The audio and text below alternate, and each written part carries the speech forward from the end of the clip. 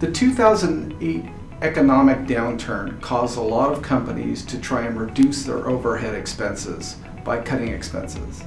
Businesses across the country turned to utilizing independent contractors where possible rather than employees because they saw this a less expensive alternative to having employees.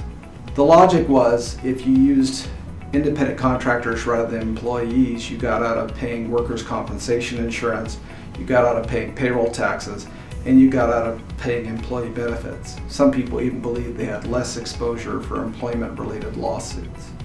Many companies back in 2008 found that the mere act of utilizing independent contractors rather than employees wasn't enough to cut their bottom line. So when you really had a sinking ship business on your hands, a lot of employers turned to short paying payroll taxes. In other words, when an employer cuts somebody a net check, what is it net of? It's net of federal and state income tax withholding. It's net of federal and state payroll taxes, at least the employee's share. The employer's share is paid on top of what the employees paid, 50% match.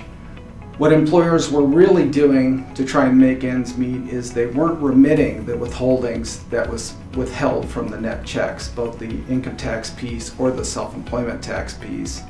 And they were using these additional monies that they weren't turning over to the federal and state government to fund operations and try and keep a sinking ship afloat. In addition, employers weren't remitting their 1/2 of federal and state employment taxes to try and keep the ship afloat.